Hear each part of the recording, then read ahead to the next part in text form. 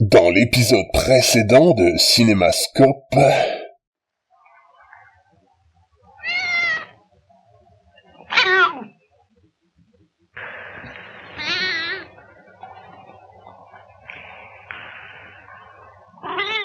Dans cet épisode-ci de Critique en Cinémascope, il sera question d'un sujet très particulier. Je vais vous causer de Quentin Tarantino et je vais vous en causer non pas en vous parlant de la manière dont on peut en parler, ou même de la parlance qui est utilisée pour en causer. Non, je vais passer par un exemple qui me semble qualitatif et qui représente peut-être l'un des sommets esthétiques de sa filmographie. Dans cet épisode-ci, il sera question donc de Jackie Brown. Dans cet épisode-ci d'une émission de critique cinématographique venue de Belgique qui s'appelle, je vous le rappelle, Critique en Cinémascope.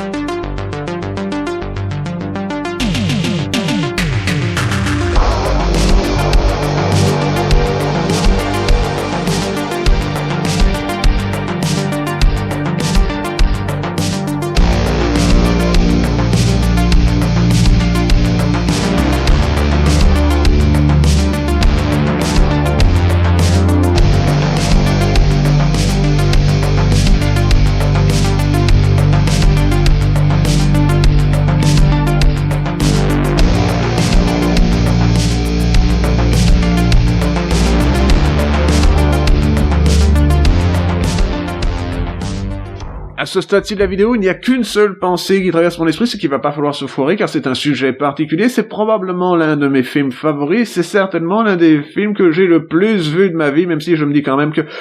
quand on est enfant, on regarde ces films en boucle, on sait pas précisément pourquoi on les regarde en boucle, mais ils ont une certaine forme de fascination qu'ils exercent sur votre esprit, et quand vous êtes un peu plus vieux, vous dites probablement que j'aurais pas dû voir des fois successives, des films comme je sais pas, moi, Robocop quand j'avais 8 ans, parce que c'était quand même particulièrement violent, mais voilà, on est dans un moment particulier de la production de la filmographie, peut-être même, j'ai trouvé le mot, de Quentin Tarantino, où il est en train d'essayer de légitimer ce qu'il fait avant d'arriver aux excès très amusants qu'il a eu dans la fin de sa carrière, dont on peut dire certainement qu'ils étaient intéressants. Mais là, maintenant, il va pour un style classique, un style qui est assez proche de celui des polars des années nanana, avec, vous savez, Orson Welles, pensez à Touch of Evil, ou peut-être, je ne sais pas, moi, La Nuit du Chasseur, c'est bref, un film qui va avoir une très simple idée, une idée qui est celle de, on a de l'argent quelque part qui va transiter, comment arriver à le voler, et ainsi il y aura une intrigue avec des personnages qui ont des motivations personnelles, et ces motivations personnelles font toutes, en quelque sorte, sens, et elles sont en train de rentrer en collision face à un seul objectif, et ce seul objectif sera celui que je vous délivrerai en plein dans cette incroyable idée, c'est-à-dire de pouvoir résumer le scénario. Mais nous n'en sommes pas encore là. Donc je vous ai dit que c'était Jackie Brown de Quentin Tarantino, un homme qui ne doit pas être confondu avec son fameux ancêtre, Tatin Carantino, qui au XIIe siècle, comme vous le savez certainement, a inventé simultanément la tarte tatin et le concept de la carantine, et ça même si les deux idées n'étaient pas nécessairement liées. Vous aurez entendu qu'on a mentionné ces informations dans les nouvelles ces derniers temps, donc je suis certain que ces idées sont fraîches dans votre esprit. Je n'ai pas besoin d'aller beaucoup dans le brodage constant, de parler de ses aïeux particuliers à Quentin Tarantino, un homme qui est né en 1963, en Amérique, à Knoxville, dans le Tennessee, C'est un endroit particulier, il tient son nom d'un personnage que Burt Reynolds jouait dans la série Gunsmoke, qui il est le fils d'un étrange mélange d'influences, qu'on pourrait dire que c'est un peu le melting pot américain, en quelque sorte. Son père était italo-américain, et sa mère, elle était tout aussi américaine, je vous rassure tout de suite, mais elle était d'une forme ancestrale, plus irlandaise, et anglais, ce qui évidemment nous fait cette incroyable filiation avec Tatin Carantino dont je vous ai parlé il y a quelques instants. Donc ici vous imaginez que d'un côté vous avez toute cette incroyable idée de la force du cinéma américain et la force du cinéma italien, un rapport à la langue écrite qui fait que décidément on sait lire, parce que Quentin Tarantino est un de ces Américains qui lisent, je veux dire, par exemple ici il adapte, et c'était un rare cas peut-être si ça vous amuse, mais toujours est-il que c'est un rare cas dans l'idée de sa filmographie, c'est qu'il a ici adapté un roman qui s'appelle Rum Punch d'Elmore Leonard, dont le type disait, l'auteur du livre, il dit il y a des choses qui sont changées, elles sont changées de manière que ça fasse sens pour faire un film, et qu'en plus c'est probablement le meilleur script que j'ai lu de ma vie, donc il était particulièrement satisfait de cette adaptation, qu'il a considéré n'être pas une trahison de son roman original qui s'appelait Rampage. Donc, pour comprendre Tarantino, il faut se dire que c'est un homme doté d'un style de réalisation particulièrement instinctif, qui n'a pas été formé dans une université, qui a regardé des films, qui était relativement pauvre, mais qui avait toujours une fascination pour la littérature et le cinéma, leurs incroyables interactions, l'idée que l'on puisse raconter une histoire par des moyens visuels, et bien entendu, en plus, c'est un homme qui a travaillé dans le domaine du cinéma dès un très jeune âge, car il était ouvreur dans un cinéma pornographique, avant de devenir, bien entendu, l'homme que l'on connaît, c'est-à-dire qu'il a fait des études pour essayer de devenir acteur, il a en quelque sorte, fréquenté des cours et rencontré des gens qui lui ont servi, en plus, dans son incroyable carrière, pour arriver à comprendre, et pas seulement comprendre, mais aussi avoir la possibilité de connaître les gens, qu'il aura la possibilité ensuite de pouvoir avoir la possibilité de pouvoir mettre dans ses films, et ainsi on se retrouve dans une situation particulière où vous avez un homme qui n'était pas prédestiné à tout ceci. Comment arrive-t-il à s'immiscer dans le domaine du cinéma? Alors tout commence en 1987, si ça c'est pas étrange, quand il rencontre Lawrence Bender, son producteur, dans une party hollywoodienne où il le convainc avec la qualité de son bagou, et vous imaginez très bien, parce que vous avez probablement vu des interviews de lui, qu'il doit être fascinant dans une party hollywoodienne. Bref, il convainc Lawrence Bender de écrire pour lui, en quelque sorte, un scénario, et Lawrence Bender dit, oui, pourquoi est-ce que je te commissionnerais pas un scénario? Après tout, tu sais causer, tu sais probablement appuyer sur les touches avec ta petite machine à écrire, fais-moi quelque chose, et c'est devenu True Romance de Tony Scott. C'était pas probablement le film qu'il avait écrit, parce qu'il a été particulièrement retravaillé, son scénario, mais qu'il faut bien dire ceci, pour un premier scénario vendu, il a été fait, ça a été un film, et que voilà, vous pouvez dire du bien ou du mal de Tony Scott, pas à son âme, mais toujours est-il qu'il savait réaliser un film d'un point de vue visuel, même s'il n'était pas nécessairement aussi porté sur la cohésion narrative que l'était Tarantino jusqu'à qu'il y a quelques années, en quelque sorte, car vous savez, maintenant, il est dans la débauche des effets amusants qui sont un peu goristiques et des choses comme ça. Et c'est très amusant à voir, c'est un peu un constant hommage au western spaghetti, même quand il fait option de ne pas parler de ça en particulier, mais qu'il s'attaque à d'autres films. Et donc l'idée très simple, c'est comment arriver au cinéma quand on est un petit gars qui est connu pour aimer le cinéma, certes, mais qui n'est pas connu pour avoir la possibilité de travailler dans celui-ci, parce qu'il n'avait pas le diplôme en quelque sorte. On persévère, et quand on y réfléchit, au début des années 90, il rencontre Robert Kurtzman, le fameux créateur de maquillage / effets spéciaux, qui lui dit, ce serait bien que tu écrives le scénario de Dusk Till Dawn, et Dusk Till Dawn, c'est un film de Robert Rodriguez, vous l'avez vu, il y a Quentin Tarantino dedans, et il a la particularité d'être un relativement mauvais acteur. Quand on y réfléchit, c'est bien qu'il n'ait pas continué dans cette voie-là, mais que voilà, pim pam poum paf, les choses se font, il arrive à convaincre des gens de lui permettre de réaliser un film. Il était question évidemment de Reservoir Dogs, puis après avec Pulp Fiction, il garde la Palme d'Or lui fait penser qu'il doit aller vers un moment de classicisme particulier. C'est ce film dont je vais vous parler maintenant, qui s'appelle Jackie Brown. Je vous l'ai déjà dit, c'est un film de Quentin Tarantino, produit par Lawrence Bender pour A Band Apart, Mighty Aphrodite Productions et Lawrence Bender Productions, pour un budget de $12 millions, soit 32 Evil Dead. Cela rapporte $75 millions, soit évidemment 32 Evil Dead fois le ratio de 75 divisé par 12. Je suis certain que vous allez faire des calculs chez vous. C'est très impressionnant. Donc toujours est-il que c'est un film qui est sorti pour Noël, en 96, en 96 en quelque sorte, et qui contient des performances de Pam Grier dans le rôle de Jackie Brown. Elle reprend ici en quelque sorte une forme de logique de ces films de blaxploitation dont elle faisait partie dans les années 70. C'est que il est évident que ce n'est pas Foxy Brown, que décidément cela pourrait être Foxy Brown. Si Foxy Brown avait comme qu'il dirait changé son identité, vous avez encore ce riche rapport intertextuel qui est sans doute basé sur ces incroyables recherches dans le domaine du cinéma. Il faut pas oublier que le type était un extraordinaire opérateur de vidéoclub. Tarantino, sous-entendu, pas Pam Grier, quoique elle aurait probablement été une extraordinaire opératrice de vidéoclub s'il avait voulu, car elle a une grande culture filmique, mais qu'ici, on peut considérer que Tarantino a passé des années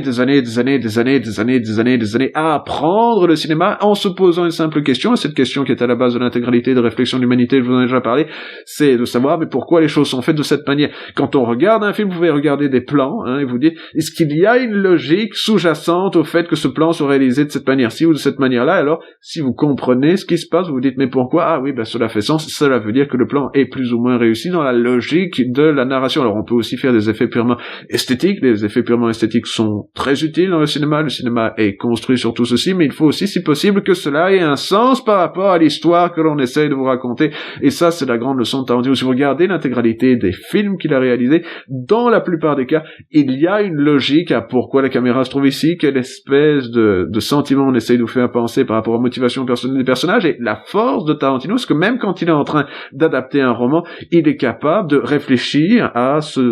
cet étrange entre-là, en quelque sorte, de motivations qui sont, d'un point de vue subjectif, tout aussi importantes, mais qui vont finir par donner l'improbable intrigue qui, d'un point de vue final, semblera logique et justifié et crédible peut-être aussi, car le cas particulier de Jackie Brown, c'est que c'est probablement l'histoire la plus crédible qu'il ait écrite. Ce n'est pas l'histoire de gens qui vont les taper des nazis parce qu'ils sont super cool et qui sont des badass motherfuckers. Ce n'est pas non plus l'incroyable huis clos d'un truc qu'on pourrait considérer comme sorti d'une nouvelle de Jack London. Non, c'est simplement l'adaptation d'une histoire qui faisait sens et qui est probablement améliorée par la touche de Tarantino, car la touche de Tarantino, c'est bien entendu celle du dialogue. Il sait faire des dialogues qui me semblent vaguement véridiques, mais évidemment je suis blanc, je suis belge et je n'ai pas évidemment idée de comment les anglophones parlent dans leur quotidien. Simplement, j'ai une vague idée que cela me semble être logique dans le monde de l'univers qui vous est ici présenté. Donc, Jackie Brown, je vous en ai parlé, il est joué par Pam Grier, mais vous avez aussi un incroyable casting qui à l'époque n'avait pas l'air aussi 5 étoiles qu'il l'est maintenant. Vous avez donc Samuel L. Jackson dans le rôle de Nick Fury, dans le rôle de Ordell Robbie. Vous avez Robert Forster, un ancien spécialiste du cinéma où on fait un peu comme ça avec les yeux et comme ça on est chic et que c'est un peu la case où il essaye de ramener une ancienne star, hein. Faut aussi se dire que Tarantino était tellement fan de Blowout, je vous en ai déjà parlé, mais qu'il était tellement fan de Blowout, il s'est dit, oui, Travolta, on pourrait probablement encore tirer quelque chose de lui. Je veux dire, quand il veut, il peut, mais c'est qu'il veut pas pour l'instant, et peut-être ne peut-il pas, la question se pose. Vous avez aussi Bridget Fonda dans le rôle de Melanie, Michael Keaton dans le rôle de... On lui a donné un autre rôle que les rôles qu'il avait quand il était en train d'être sur la fin de son boost, où, je vous le rappelle, il était une époque Birdman, et Batman aussi, mais que surtout Birdman, et que voilà, Michael Keaton dans le rôle de Ray Nicolette, et Robert De Niro dans le rôle de... Robert De Niro sait jouer n'importe quel personnage, il est même capable de jouer un vieux repris de justice totalement stone, parce qu'alors il est juste genre totalement léthargique, et il subit ce qui se passe autour de lui, il y répond avec un temps de retard. Bref, Robert De Niro dans ce qu'on pourrait considérer comme l'une de ses grandes dernières performances il est capable de faire quelque chose. Parce que le problème de De Niro, c'est qu'il aime un peu trop tourner pour réellement avoir la capacité de dire non, on va en faire moins, mais peut-être on va le faire mieux, mais il aime trop ça en quelque sorte. Et je ne sais pas pourquoi je vous en parle, parce qu'on n'a pas une importance phénoménale, mais donc, de quoi est-il question dans Jackie Brown? Il est question de ceci. Oh, check out this gun here. Now this here is a Steyr AUG. Steyr AUG's a bad motherfucker. Listen. Woo! It's expensive too, man. Made in Austria. Now my customers don't know shit about it, so there ain't no demand for it. But baby, I really could use me some more ice. Des moments avec des dialogues, et les dialogues font sens, et vous dites cela fait du bien d'être dans une situation comme celle-ci, car l'intégralité de la chose est logique, la narration est bien, la réalisation elle est super, la musique elle est cool, et vous vous retrouvez au milieu et vous dites c'est un de ces films dans lequel on peut passer des éternités entières, essayer de comprendre précisément ce qui se passait. Moi il m'a fallu au moins, et j'ai pas honte de l'admettre, 3 visionnages successifs à travers les années pour réellement comprendre ce qui se passait dans cet incroyable moment où voilà, il y a de l'argent qui passe d'un sac à l'autre, et que quelle est la motivation et comment est-ce qu'on se débrouille pour que l'un soit en train d'effacer l'autre et que cela fasse sens. Bref, nous allons revenir aux bases de la chose. C'est l'histoire d'une femme et elle marche. There's a better way out. Snorting that coke, shooting that dope, man, you're copping out. Take my advice, it's either live or die. You got to be strong if you want to survive. The family on the upper side of town will catch hell without a ghetto around. Elle est très cool, elle est très belle, et on comprend tout de suite que c'est quelqu'un que décidément vous avez pas envie qu'elle vous casse la gueule, parce que probablement qu'elle pourrait me mettre KO avec un seul punch, mais il est question de Pam Grier, et on comprend évidemment parce qu'elle porte des habits qui sont en train de souligner qu'elle est probablement quelque chose comme hôtesse de l'air, et que petit à petit, on comprend petit à petit que des choses sont en train de se passer, c'est que vu qu'elle est en train de travailler pour une très mauvaise compagnie, elle doit arrondir ses fins de mois en passant du pognon pour un baron de la vente des armes locales qui s'appelle Robbie Ordell, ou peut-être il s'appelle Ordell Robbie, je n'ai jamais réellement compris, mais on va dire ceci, c'est qu'il est joué par Samuel L. Jackson. Samuel L. Jackson, il explique que le business des armes, c'est les armes d'un business, en quelque sorte. Cela donne ceci. Hold up. But let me tell you though, man, you put this bad boy in a flick, every motherfucker out there want one. I'm serious as a heart attack. When them Hong Kong flicks came out, every in the world had to have a 45, and they ain't want one, they want two, cause all want to be the killer. But what them flicks don't tell you, and what they don't know, that a 45 got a serious fucking jamming problem. Où il explique de manière paradoxale que l'intégralité des guns qu'il vend sont généralement des guns qui sont devenus célèbres dans des films où vous avez les guns des mecs de dans Menace to Society, les gens ils veulent les guns du mec de dans Menace to Society, ou alors vous savez, les flingues du Shadow, vous allez vendre des flingues en uranium et que vous avez à avoir des choses comme ça, et que bref, il y a un business de l'arme, et le business de l'arme c'est aussi le business de la fascination du cinéma pour la violence. C'est un moment très intelligent de cinéma dans la réalisation étrange d'une forme de compréhension que Tarantino a aussi, que magnifier la violence c'est aussi le business de certaines personnes, et que le business de certaines personnes. Il faut dire que à ce moment-ci de sa carrière, il essaye tout d'un coup un espèce de truc esthétique, où il peut dire oui, je suis tellement intéressant que j'ai pas besoin de violence dans mon film. Or, il est très doué dans la violence, et la violence c'est quelque chose de réellement kinétique, qui représente donc une forme de mouvement à l'écran, que c'est joli à regarder, que vous savez, et tout d'un coup il y a le sang qui vole, et des choses qui se passent, et les gens avec les flingues, et vous dites oui, c'est du mouvement, et vous sortez le mouvement suggère qu'il se passe quelque chose à l'écran de manière plus aisée que deux gars qui sont en train de discuter en étant dans un bar, en quelque sorte. Et que donc là, il essaye quelque chose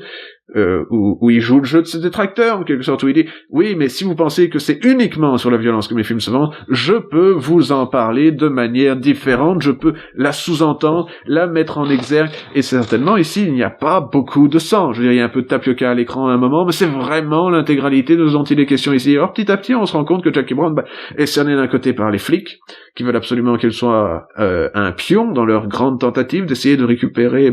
une forme de légitimité par eux-mêmes. C'est évidemment là que Michael Keaton arrive, et est probablement le pire acteur du film. J'ai failli dire le meilleur, mais c'était un lapsus, voyez-vous. Il est probablement le pire acteur du film. C'est un type, il voulait pas réellement être dans le film, il dit je suis pas à la hauteur de ce travail, je suis pas à la hauteur. Il fait mais enfin tu es à la hauteur de ce travail, enfin si tu sais, tu peux essayer, essaye. Et bref. C'est comme ça qu'il parle dans ma tête, hein, sinon. Et toujours est-il que voilà, Michael Keaton, il se dit, on va essayer de vous faire de vous un pion dans notre combat contre le crime. On veut absolument avoir la preuve que Robbie Ordell vend des armes, et que voilà, on ne sait pas si on veut l'argent, mais on sait qu'on veut la preuve d'une transaction, et que la preuve de cette transaction nous permettra de remonter la filière du crime. Car, voyez-vous, on a chopé un gars, il y a pas 2 semaines, et c'est un crétin total, il va sans doute craquer, et que nanana, ce qui amène évidemment Samuel L. Jackson à se débarrasser de lui, et que l'intégralité de ceci nous ramène à penser simplement à cette terrible problématique, c'est que l'idée de l'argent noir est toujours un souci, et que si vous avez de l'argent noir, vous essayez de le légitimiser. Comment le légitimiser? Par exemple, en le mettant de l'autre côté de la frontière, vous savez, le mur, au Mexique, et que c'est comme ça que cela fonctionne. Le type essaye de planquer son argent dans un endroit idyllique où il fait beau, et où on tourne toujours des films avec Robert Rodriguez, je vous le rappelle, et que vous vous retrouvez dans une situation où, voilà, le jeu est basé sur cette incroyable tagline, 6 joueurs, un seul prix, $1 demi-million. Alors, les forces en présence sont simples. Vous avez Jackie Brown, vous l'avez certainement déjà remarqué. De l'autre côté, vous avez Max Cherry, un type qui est joué par Robert Forster, et qui a, en quelque sorte, l'intégralité du talent, de la lecture de la situation qui manque à Jackie Brown, et qui sera en quelque sorte son adjuvant pour arriver à ce terrible business, qu'elle arrivera ou pas, car j'aimerais que vous regardiez le film, à récupérer tout cet argent, ou est-ce qu'il finira dans les escarcelles de la police, ou sera-t-il détourné en chemin? La question se pose, et c'est précisément celle qui se pose à ce moment-ci du synopsis, en quelque sorte. Alors, je dois vous dire que c'est un film qui repose sur 2 argumentaires particuliers qui sont concurrents, mais qui vont dans le même sens. Il faut bien entendu penser que c'est de la musique qui est particulièrement réussie que vous avez dans ce film, et que c'est un peu l'autre copyright de Tarantino. Certes, il a un style de représentation des choses qui est relativement instinctif, qui est basé sur des recherches extensives, où il a compris le cinéma en essayant de regarder le cinéma, où il s'est nourri de différents types de cinéma d'ailleurs, car ce n'est pas comme s'il avait juste regardé les grandes gemmes du cinéma américain. Il comprend ses films espagnols, il comprend ses films philippins, il comprend ses films de tout partout, il aime les giallo, il aime les western spaghetti, bref, il a de la sympathie pour l'intégralité du cinéma, ce qui l'amène d'ailleurs à être en quelque sorte le bailleur de fonds d'un cinéma hollywoodien où il présente que des films qui sont repassés en 35 mm, parce qu'en plus il a des idées esthétiques sur la manière dont un film devrait être présenté. Je vous le savez, si vous avez vu The Hateful Eight en 35 mm, ce qui était parfaitement impossible dans les cinémas où on vous mettait un DVD de merde dans la gueule et que vous en rendez compte et vous dites ah ça Tarantino il sera en train de pleurer si vous voyez la terrible compression de ce DVD qu'on est en train de me passer, mais que bon bah voilà. Et l'autre argument donc que Tarantino s'est utilisé, c'est la musique dans ses films. Or bah si vous avez vu Tarantino, vous avez entendu Tarantino et si vous avez l'idée de sa musique dans la tête, il faut quand même commencer à penser que Jackie Brown c'est probablement l'une des meilleures formes de soundtrack qui soit jamais sortie pour un film de ce type-ci. Et vous avez du Bobby Womack, des Brothers Johnson, les fameux innovateurs du funk, Bill Withers, Johnny Cash, parce qu'on est en Amérique, hein, qu'il y a des vieux gens qui écoutent de la musique vieille en Amérique, les Delphonics et Minnie Riperton, et ça, bah, c'est un peu un cours de musique afro-américaine des années 70, cela fait particulièrement plaisir, c'est le genre de musique que vous auriez envie d'avoir dans votre vie, parce qu'elle vous fait sentir comme une vague forme de chaleur dans votre corps, qui vous fait penser que oui, ça, c'est de la musique. Elle élève l'esprit, tout en ayant la possibilité d'éventuellement suggérer de danser, et elle a une forme de sentimentalisme non larmoyant, ce qui est très étrange, parce qu'il y a une forme de dignité dans cette musique, une forme de dignité qui va sur la pureté des sentiments qui sont exprimés. Je veux dire, c'est pas chink chink chink pour le chink chink chink, c'est quelque chose qui va véhiculer en quelque sorte des sentiments des gens qui sont en train de le chanter, ou des sentiments que les gens voudraient sentir si jamais ils étaient de l'autre côté de l'écran en train de recevoir la musique dans la gueule, et que peut-être plutôt de l'autre côté des enceintes, vous savez, des écouteurs peut-être même, en train de recevoir cette musique. Donc vous avez un style de musique qui est particulier, qui va très bien avec cette idée de c'est grosso modo une star de la blaxploitation des années 70 qu'on est en train de ramener sur le devant de la scène, et que vous savez, elle a ensuite été dans des films comme Escape from LA, des choses comme ça. Bref, ça lui a fait un petit retour à sa carrière où elle a ensuite pu travailler avec Christophe Lambert dans Fortress, si je m'en souviens, et des choses comme ça. C'est terrifiant, mais bon bah voilà. Tarantino s'est lancé les carrières demandées à Kurt Russell. On est ici dans une situation où on vous a parlé du film, on vous a parlé des influences, on vous a parlé du style de réalisation, et je peux simplement finir ce terrible argumentaire en vous disant que c'est probablement le meilleur film de sa filmographie pour des raisons purement qualitatives et esthétiques, et ça sans dénigrer, vous savez, le film où Kurt Russell il tue des gens avec une voiture, ou décidément le film où Kurt Russell il fout des beignes à des dames, ou je ne sais pas, mais ce sont des reprises de justice. Alors on se sent mal juste un tout petit instant, mais on se dit ah oui mais ça fait sens du point de vue de la narration dont il est question ici, que bref voilà. Ce sont des films qui méritent d'être vus, les films de Tarantino, mais si vous voulez savoir précisément ce dont il est question dans son esprit quand il apparaît à 100% de ses capacités, ce sera de Jackie Brown dont il sera question, ce sera ce film-là que vous aurez envie de voir, et ça même si l'intégralité de ce qu'il a fait est intéressant, même ce que l'on pourrait considérer être le plus anecdotique. Dans le prochain épisode de l'émission de Critique cinématographique venue de Belgique, je ne sais toujours pas ce dont il sera question, cependant je peux vous dire ceci, ce sera probablement pas du même niveau que Jackie Brown, malheureusement, parce que c'est très dur de trouver des films qui sont de cette stature. Et ce sera dans un autre épisode, un prochain épisode, un nouvel épisode de Critique en Cinémascope.